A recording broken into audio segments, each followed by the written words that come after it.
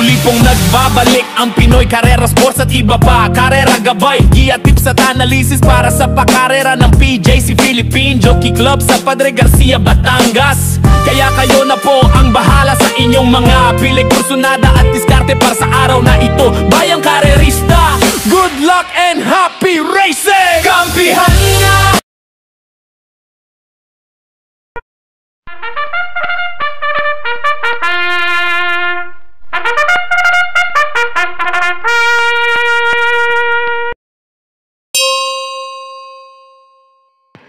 Alas 5 ng hapon ang post time para sa race number 1. 1,200 meters ang distansya ang paglalabanan para sa 7 karera sa araw na to.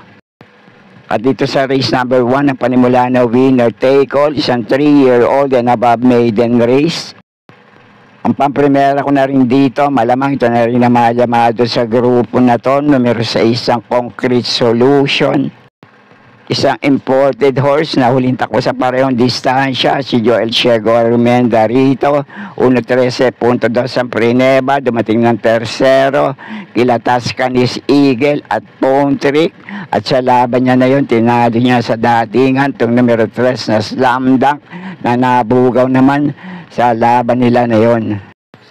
Panigundo ko naman dito, isa ring imported horse, numero 7, Justice Prevail, na nakatakbo pa lang sa nobatoran niya para sa 1,200 meters sa distansya. 1.15 Sorado, Prineba, AM Bupete ang Romenda rito, 2 kabayong layo nitong tinalo sa datingan, itong numero 1, Hugo Blue. At dahil panimula ito na winner take all, baka kursunada nyo, mga pwedeng panama sa pagpipilian. Pag itong kalawak din na numero 2 na winning time, tumakbo ito ng solo sa nobatoran niya. 1.17.8 lang ang Prineba, pero may dating pa sa mga 4 sa naitala nito. Itong numero 4, True Blue, hindi lang mainam yung huling takbo nito sa 1,400 meters sa distansya. Pero nung tumakbo ito sa nobatoran niya ng solo, 14.4 ang Prineba nito. At pwede rin naman itong numero 1 Hugo Blue na tinali sa datingan, itong numero 7 Justice Prevails sa nobatoran nila, pero hindi naman ito masyadong ginalawan, baka magpakitang gilas lang ngayon. Kaya muli, pang-primero pa rin dito, lamang malamang, numero 6 na Concrete Solution. Panikundo ko naman itong numero 7 Justice Prevails. At doon naman sa ibang kalawak dito na nabanggit ko at nabigyan ko ng konting gabay, kung kursunada nyo, pwede rin naman dahil panimula yun na winner take all. Kaya na pong bahala muling magsama para sa mga diskarte nyo. Okay po, thank you. At dito naman sa race number 2, ang panimula ng pick 6 races 2 to 7. Isang magandang laban naman to para sa ganitong klaseng grupo. May nagbabalik takbo rito, isang debanderang kalawak galing sa bakasyon, numero 2 na Tatler Story. Mainam naman yung Prineba nito at takbo sa barrier niya sa 1,200 meters na distansya. Medyo naging bisyoso lang to, pero kung nasa magandang kondisyon ngayon at mailalaban, paligay ko pwedeng mauna manalo. Kaya ito na rin ang pamprimera ko rito, nagbabalik takbo numero 2 na Tatler Story.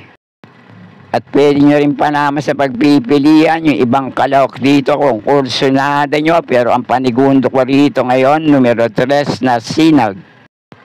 Itong numero 4 ang Pendant, laging laban yan ngayon. At ito naman numero 6 na Princess Belle, naging bisyoso lang.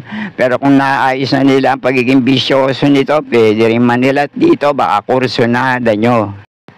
Pero muli, pang-primera ko pa rin dito, numero 2 na Tatler Story. Panigundo ko naman ito, numero 3 na Sinag. Kaya na pong bahala, kung may iba pa rin naman kayong kinukursunadang kalawak sa race na to. Okay po, thank you. At sa race number 3 naman, ang panimula ng pick 5 races 3 to 7. Anim lang din ng kalaok dito, pero kung kursunado nyo, dehado manol yamado, pwede rin naman, kahit muling bahala na rin magsama para sa mga diskarte nyo. Pero ang mga pinagpipilihan kong panamba sa aking diskarte ngayon, pamprimera ko itong mauna manalo, numero 4 Gentleman Bell. Panigundo ko naman dito, mainam yung itinalang preba, sa pareho rin naman distansya, numero 5 Sir Aladdin, at panersero ko naman dito, numero 2 na Eyasaki.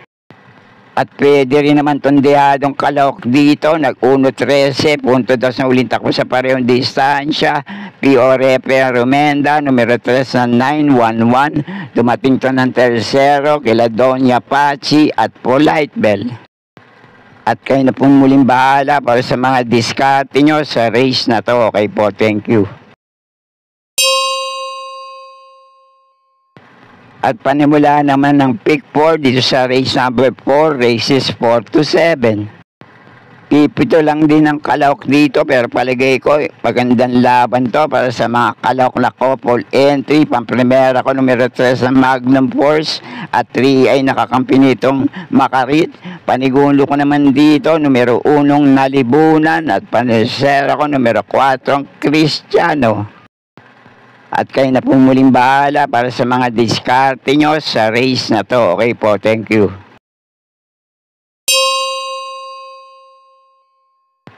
At narito na tayo sa race number 5. 6 lang din ang kalahok dito, pero pwede niyong pagtuunan ng pansin. Tumisa na rin naglaban sa parehong distansya. Dikit lang din sila nagkatalo sa meta. Numero 4 Senyor Ibarra at numero 6 na Keynote Speaker. Nung ang nagwagisa naging laban nila ay si Brown Missile, dumating ng panlima. Itong numero 4 Senyor Ibarra, J.A. Guser Mendarito, 1.13.8 ang Prineba.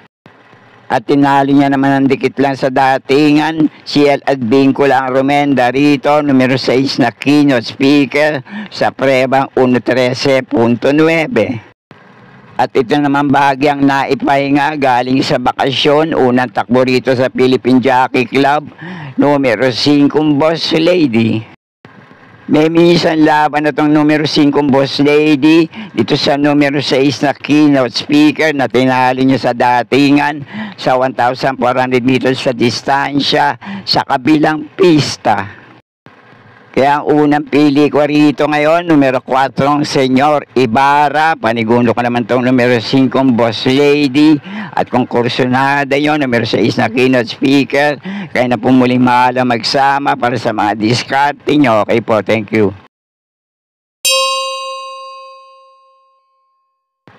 At narito na tayo sa penultimate race, race number 6.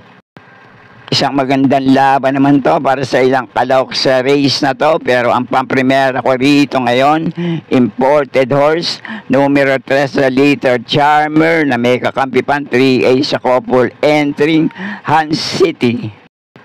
Uling takbon to sa parehong distansya, dito rin naman sa Philippine Jockey Club, 1-12 sarado ang Prineba, si RD Raquel ang Rumenda rito. Ito yung nakipaglutsahan sa harapan kay reverse merger, pero dumating lang ng pang-apat sa naging laban nila na yon.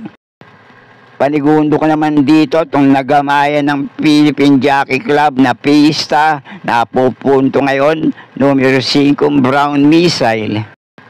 1-12 sarado rin naman ang Prineba nito, si Bigarganta Rumenda na siya rin narerenda ngayon, at kaprasong ulo lang nitong tinalo sa datingan si Melania. At may dating takbo rin to sa 1,200 meters na distansya, numero 5 Brown Missile na tinalo niya sa datingan, itong numero 3 na Little Charmer. At baka kursunada nyo, baka lang maglutsahan sa harapan, yung parehong matulin na pang-primera at panigundo ko rito. Pwedeng panama sa pagpipilian, parehong may 1-11 medyang naitala sa mga dating laban nila. Sa ganito rin naman distansya, numero 1 Morning After at numero 6 na Gamer Winner. Kaya muli, pang-primero ko pa rin dito, numero 3 na Liter Charmer, panigundo ko naman ito, numero 5 Brown Missile, panalisera ko, numero 1 Morning After, panama sa pagpipilian, baka kursunada nyo, numero 6 na Game Winner, kaya pong bahala para sa mga diskarte nyo sa race na to. Okay po, thank you.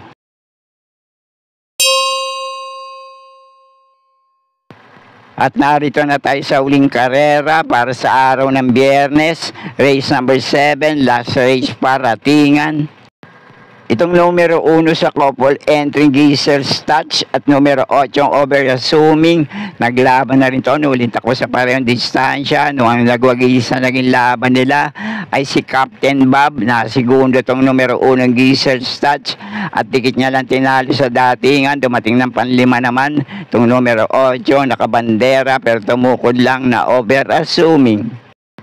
Ito namang numero 8 over assuming at itong 4A sa couple entering Doña Pachi. May minsan laban na rin ito sa parehong distansya. Dikit lang din sila nagkatalo sa meta. Pero ang unang pili ko rito ngayon na pupunto numero 4 sa couple entering Melania na segundo to kay Brown Missile na napapalaban ngayon sa mas mataas na grupo. Panigundo ko naman dito, couple entry, numero 1 Gisel's Touch at may kakampi pa dere mga ating kalok na 1A sa couple entry authentication. At panama naman sa pagpipilian, baka kursunada nyo sa last race paratingan. J.A. Gusi muli ang rerenda, maganda numero ngayon at pwesto sa labas, numero 8 over assuming. At ang tanging dere mga ating kalok dito, medyo dehado, baka lang makapanood ng boxing sa harapan, numero 6 na Queen Gabi. Pero muli, paprimero ko pa rin dito, numero 4 Melania, panigundo ko naman itong numero 1 Gisel's Touch. At panalisera ko naman dito, numero 8 over assuming, panama sa pagpipilian, dehadong numero 6 na Queen Gabi. Kaya na pong bala para sa mga diskarte nyo dito sa last race paratingan. At sana muling matapat sa tama yung mga pili at kursunada para sa araw ng Biyernes. Good luck po sa inyo lahat, happy racing at maraming salamat po. Subscribe, like and share, Pinoy Carrera Sports at iba pa. And please click or tap the notifications bell icon for new video updates on this channel. Thank you.